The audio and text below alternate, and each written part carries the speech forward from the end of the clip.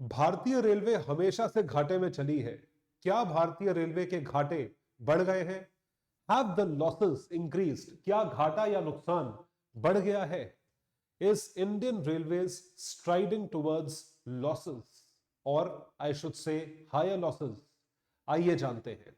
Ladies and gentleman, boys and girls, मैं हूं आपका दोस्त, host, educator, mentor Sanghi sir, और आप सभी का स्वागत करता हूं रीच यूपीएससी पे। ये एक नया चैनल है, एक नया इनिशिएटिव है, तो हमें सपोर्ट करें, सब्सक्राइब करें सबसे पहले चैनल को, और उसके साथ साथ आप नोटिफिकेशंस लाने के लिए घंटी वाला बटन भी दबाएं। एंड कहने की जरूरत नहीं है, like and comment if you want to see more content from me. So when we talk about Indian railways, सबसे पहले हमें पता होना चाहिए कि भारतीय रेलवे है क्या। What exactly is Indian railway? Railway, आप जानते हैं, ट्रेन, छुक छुक गाड़ी, जो कि तीन अलग अलग गेजेस में भारत में चलती है। Broad gauge, metre gauge, narrow gauge. तो इस तरीके से तीन गेजेस में डिवाइडेड है, और इन तीनों गेजेस की टोटल रेलवे ट्रैक जो है वो तकरीबन 68,000 किलोमीटर्स है, 68,000 किलोमीटर्स, 67,956 टू बी प्रिसाइज। तीनों गेजेस मिलाकर इतनी लेंथ है रेलवे ट्रैक्स की, जो पूरे भारत में फैली हुई है। भारतीय रेलवे का नेटवर्क एक बहुत ही वेल एस्टैब्लिश्ड और वेल कनेक्टेड नेटवर्क है, जो कि दुनिया में टॉप जाने माने नेटवर्क्स में से एक माना जाता है। So India is among top 5 countries in the world in terms of the railway network. दुनिया की टॉप 5 कंट्रीज में से एक देश भारत है। उसी के साथ साथ आपको यह जानकर दिलचस्पी होगी कि भारत जो है, या भारतीय रेलवे कहा जाए, वो भारत का दूसरा सबसे बड़ा एम्प्लॉयर है। यानी कि जॉब्स प्रोवाइड करने का साधन, नौकरियां देने का साधन जो है वो इंडियन रेलवेज है। पहला है डिफेंस, यानी कि आर्म्ड फोर्सेस। उसके बाद आता है भारतीय रेलवे, सेकंड लार्जेस्ट एम्प्लॉयर। और यदि नंबर की बात करें तो 14 लाख एम्प्लॉइज भारतीय रेलवे में, इंडियन रेलवे में, पूरे भारत में एम्प्लॉयड है, जो कि एक बहुत बड़ा नंबर है। तो जब हम इस नंबर की बात करते हैं, जब हम इन लोगों की बात करते हैं, तो ऑटोमेटिकली रेलवे के जितने भी जोन्स हैं, उन सारे जोन्स में हर जगह मिला के इतने एम्प्लॉइज रेलवेज के लिए काम करते हैं। अब सवाल ये उठता है कि अगर हम ये कहें कि भारतीय रेलवे जो है वो नुकसान में है, या ऐसा कहा जाए अपने नुकसान की चरम सीमा पर है, the losses have surmounted a particular ceiling, अगर इतनी सीलिंग थी तो इसको भी पार कर गया है, तो भारतीय रेलवे के ऊपर क्या इल्जाम है? What are the accusations on Indian railway? सबसे बड़ा एक्यूजेशन जो इस सरकार के ऊपर लगाया गया है वो ये है कि पिछले 9 साल में आपने एग्जिस्टिंग ट्रेन्स की सर्विस खराब कर दी है, नई ट्रेन्स को लॉन्च करने के चक्कर में। एग्जिस्टिंग ट्रेन्स में सबसे ऊपर नाम आता है, आपने डेफिनेटली सुना होगा, उसका नाम है वंदे भारत। वंदे भारत पहली ट्रेन चलाई गई थी दिल्ली से बनारस तक। उसके बाद कई सारी ट्रेन जो है वो चलाई गई अलग अलग रूट्स पे, और आज की डेट में 500 Vande Bharat train already committed है, जो अगले 7-8 साल में कमीशन करी जाएंगी और चलाई जाएंगी। तो वंदे भारत ट्रेन के ऊपर जो कॉस्ट, जो लागत आती है, वो पूरी तरीके से इंडिजिनस प्रोजेक्ट को सपोर्ट करने के लिए जो पैसा खर्च होता है, वो पैसा जो है वो लॉसेस को बढ़ा रहा है। और दूसरी तरफ एग्जिस्टिंग ट्रेन्स की जो सर्विसेज है उस पर फोकस नहीं किया जा रहा है। So new Vande Bharat trains being launched eight the cost of poor service. और ये जो पुअर सर्विस है, ये नॉर्मल ट्रेन्स में नहीं, एज गुड एज राजधानी और शताब्दी में भी देखे गए हैं। इन दी एग्जिस्टिंग राजधानी ट्रेन्स, जहां पर टॉयलेट्स क्लीन नहीं है, जहां पर ट्रेन टाइम पे नहीं आती है, आपको खाना ठीक से नहीं मिलता है, और ट्रेन में क्लीनलीनेस के भी इश्यूज है। तो सबसे बड़ा एक्यूजेशन इंडियन रेलवे के ऊपर यह लगाया गया है। उसके बाद है एसी कोचेस। ये भी बहुत बड़ा एक्यूजेशन है। गरीब इंसान जो है वो एसी कोचेस, एसी 3 टियर में भी ट्रैवल नहीं कर सकता। तो अगर आपको कंपार्टमेंट्स बढ़ाने हैं तो आप कंपार्टमेंट्स स्लीपर क्लास के बढ़ाएं, लेकिन अब ऐसा हो रहा है कि एसी कोचेस बढ़ रहे हैं और स्लीपर क्लास या स्लीपर कंपार्टमेंट्स नहीं बढ़ रहे हैं। So AC coaches being increased in number at the cost of the sleeper class seats which are provided to the poor people, because गरीब लोग जो हैं वो अफोर्ड नहीं कर सकते, they cannot afford an AC coach. which is why this is the second criticism of Indian Railway. भारतीय रेलवे ये चाहती है कि एसी कोचेस के जरिए वो अपना रेवेन्यू बढ़ाए, लेकिन वो किसकी कॉस्ट में कर रहे हैं? स्लीपर क्लास की, जिसमें बहुत मैसिव क्राउड, तकरीबन 70 से 80% क्राउड जो है वो स्लीपर में ट्रैवल करता है, शायद 15-20% ही एसी में ट्रैवल करता है। और तीसरी चीज है सेफ्टी। ट्रेन एक ऐसी चीज है जिसमें सेफ्टी का एक बहुत बड़ा कंसर्न है। आपने हाल ही में सुना होगा कि रेलवे एक्सीडेंट्स हुए हैं, रेलवे ट्रैक्स पे जो है वो जो है कीलें मिली हैं। So investment for safety of trains being compromised for launching new trains. तो ये एक बड़ा मेजर एक्यूजेशन है कि आप लोगों की जान के साथ खिलवाड़ कर रहे हो, क्योंकि रेलवेज का आप ख्याल नहीं रख रहे हो, सेफ्टी का ख्याल पूरी तरीके से नहीं रखा जा रहा है। अब यदि इस चीज को आंकड़ों से, फिगर्स से सपोर्ट किया जाए, तो एक स्पेसिफिक रेशो है जो इंडियन रेलवेज में कैलकुलेट करा जाता है, भारत सरकार द्वारा कैलकुलेट करा जाता है, जिसे कहा जाता है ऑपरेटिंग रेशो। ऑपरेटिंग रेशो एक ऐसा रेशो है जहां पर आप जितना भी पैसा खर्च करते हो, देखा जाता है दैट फॉर एवरी 100 रुपीज, हर 100 रुपए कमाने के लिए भारतीय रेलवे कितना पैसा खर्च करती है। इसको एक तरीके से मॉडर्न डे भाषा में या शार्क टैंक की भाषा में कहा जाए तो इसको कहा जाता है कस्टमर एक्विजिशन कॉस्ट। लेकिन ये जो कस्टमर एक्विजिशन कॉस्ट है, ये देखी जाती है on the basis of earning 100 rupees. 100 रुपए कमाने के लिए आपकी कितना कैक कस्टमर एक्विजिशन कॉस्ट लगेगी, इसको ऑपरेटिंग रेशो कहते हैं। ये ऑपरेटिंग रेशो सन 2014 के पहले या 2014 तक 91 रुपए के आसपास था, which means to earn every 100 रुपये, हर 100 रुपए कमाने के लिए आपका खर्चा था 91 रुपए इन 2014-15। 2014-15 से 2020 तक यदि देखा जाए तो ये operating ratio was hovering under 100, 100 रुपए के भीतर था। तो 91, 93, 95, 97, 98 इसके आसपास ही खर्चा था। कोविड ईयर में 2020 के बाद ये खर्चा जो है 100 रुपए का आंकड़ा पार कर चुका है और आज की डेट में ये तकरीबन 107 रुपए है। तो 100 रुपए कमाने के लिए जो खर्चा है that is 107, and this happened in the previous financial year 2021-22. It means Indian Railway is losing more than it earns. जितना वो कमाती है उससे ज्यादा उसका लॉस है।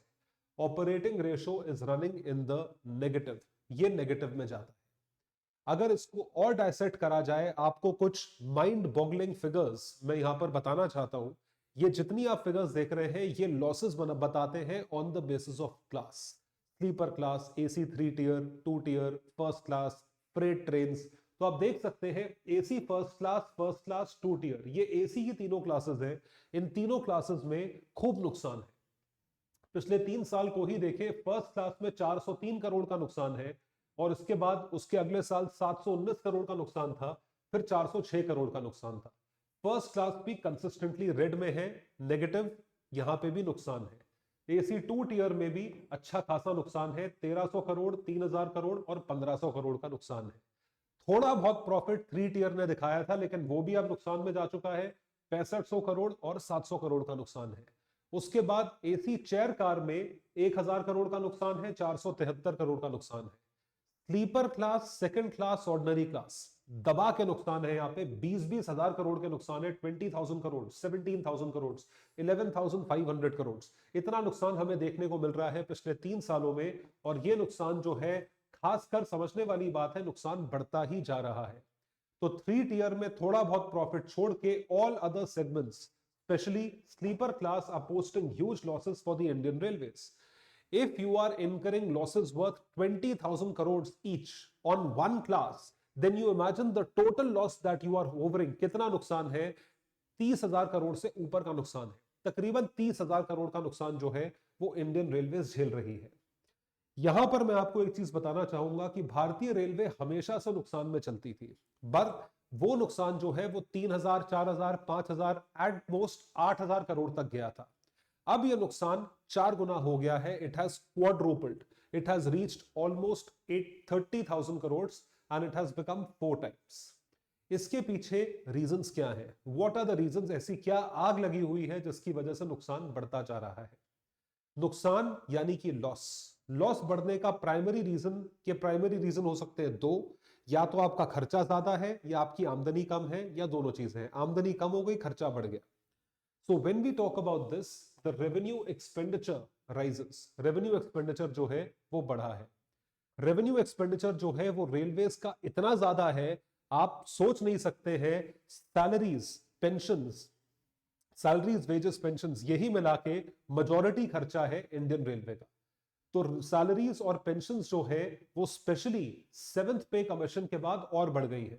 So when we talk about 7th pay commission recommendations, salaries and pensions have increased from 60 to 69%, almost 10% से बढ़ गई है, जिसकी वजह से एक्सपेंडिचर हैज मैसिवली रिजन। ये आप देख सकते हैं, एक्सपेंडिचर जो है राइज करते करते 43, टोटल जो खर्चा है उसका तकरीबन आधा 44% के आसपास सैलरी और पेंशन में ही जा रहा है, क्योंकि अब वो है सैलरीज बढ़ गई है। इसके सिवा रेलवे के स्टाफ को बहुत सारे बेनिफिट्स अवेलेबल है। रेलवे हॉस्पिटल्स होते हैं, मेडिकल जो है वो रेलवे एम्प्लॉइज के लिए बिल्कुल फ्री है। रेलवे गेस्ट हाउसेस जो है उनकी सर्विसेज फ्री है। पेंशन आउटगो, फ्यूल जो है फ्यूल के बेनिफिट्स देते हैं, स्टोरेज के बेनिफिट्स देते हैं, लीज चार्जेस जो है वो रेलवे बेयर करती है, स्टोरेज बेयर करती है। तो आप देख सकते हैं ये सारे के सारे खर्चे जो है ये बढ़ते चले जा रहे हैं। You can see that these expenditures are rising. These are on the rise. This is on the rise. This is on the, ये बढ़ते जा रहे हैं। So pandemic further hindered revenue collection. यहाँ पे increased medical and staff cost.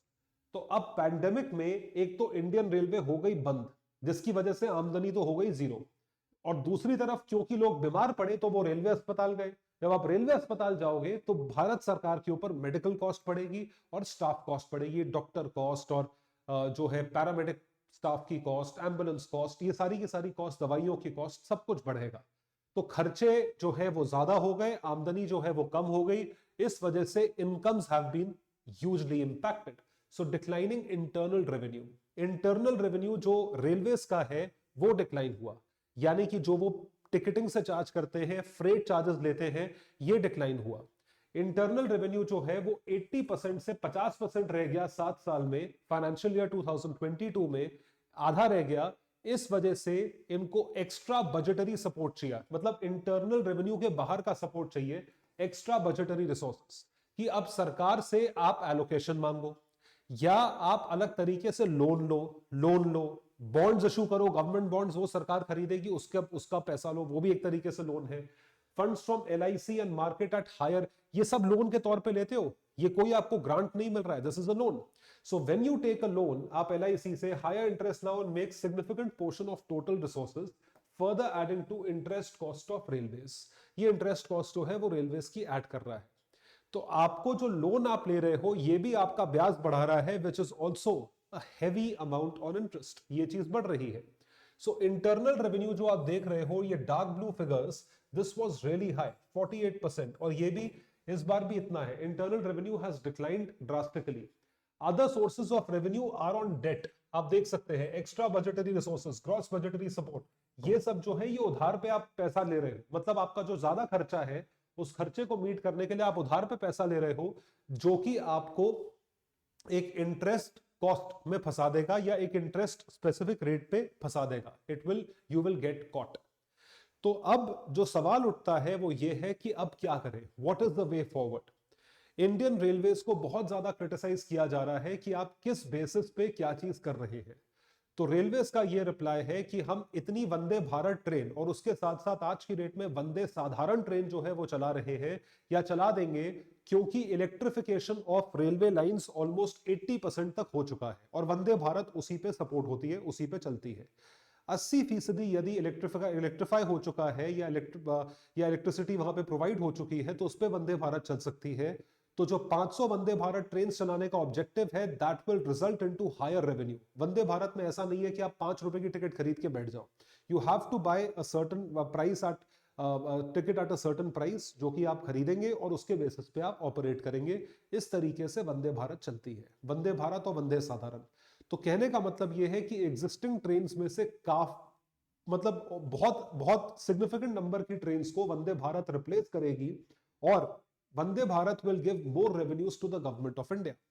So Indian Railway is certainly under pressure to launch products which bring some profit to ailing passenger business.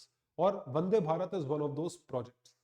Raising fare remains the last resort. अब देखिए ये भी बात है, कि आप टैरिफ नहीं बढ़ा सकते, फेयर नहीं बढ़ा सकते। क्या रीजन है उसका? भाई रोज के हिसाब से इंडियन रेलवे में 2 करोड़ लोग ट्रैवल करते हैं, सीधी बात है। तो मतलब 2 करोड़ का आपका वोटर बेस रोज जा रहा है रेलवे में। जो सरकार ये हिम्मत करे कि वो रेलवे टैरिफ बढ़ा दे, तो वो 2 करोड़ लोगों का वोट छोड़ रही है। वो 2 करोड़ लोग वोट देना बंद कर देंगे उस गवर्नमेंट को, दूसरी गवर्नमेंट को वोट दे देंगे। ऐसा पास्ट में हो चुका है। This had happened with Dr. Manmohan Singh, and Mamata Banerjee made that railway minister resign instantly. I think it happened in 2011 or 2012. और उन्होंने कुछ भी नहीं बढ़ाया था, मतलब मिनिस्क्यूल अमाउंट बढ़ाया था, उनको रिजाइन करवा दिया वहां से। तो ये जो चीज आपको मैं बता रहा हूं, दैट फेयर जो इंक्रीज होता है ये लास्ट रिजॉर्ट है, क्योंकि ये एक अनपॉपुलर मेजर है जिसकी वजह से सरकार इलेक्शन हार सकती है। So it is a politically sensitive step, ये नहीं लिया जाएगा। तो आपके पास एक जो ऑप्शन बचता है वो ये है कि फ्रेट से पैसा कमाएं, या जो अच्छी ट्रेन है या जो महंगी ट्रेन है उसके थ्रू पैसा कमाएं। A balanced approach with renewed focus on monetizing new trains and vast land resources. Railway के पास एक बहुत बड़ा लैंड पूल है। 2 लोगों के पास आज की डेट में जमीन है हिंदुस्तान में। पहला है भारतीय रेलवे, दूसरा है वक्फ बोर्ड। वक्फ बोर्ड को प्रोटेक्शन प्राप्त है, तो उनके पास भी खूब ज्यादा जमीन है। Massive land pool they have. Similarly, railways has a huge land pool. With railways and can help rebuild its glory, कि आप उस लैंड को यूज करें अपने फायदे के लिए। You can use it for your benefit. आप वेयर हाउसेस बना सकते हो जिसके थ्रू आप पैसा ले सकते हो। उस लैंड का मतलब बहुत यूज हो सकता है। अगर आप रेलवे ट्रैक्स नहीं बना पा रहे हो, या वो उसका यूज नहीं है, या बहुत सारी लैंड अनयूज पड़ी हुई है बहुत सालों से, so you can use it for different purposes. तो आई होप आपको हमारा ये टॉपिक पसंद आया होगा कि इंडियन रेलवेज क्यों लॉसेस में स्ट्राइव कर रहा है। यदि आपके पास कोई रिकमेंडेशंस है तो कमेंट सेक्शन में लिखकर जरूर बताइएगा। That would be all. Thank you so much. Bye everyone, take care and all the best.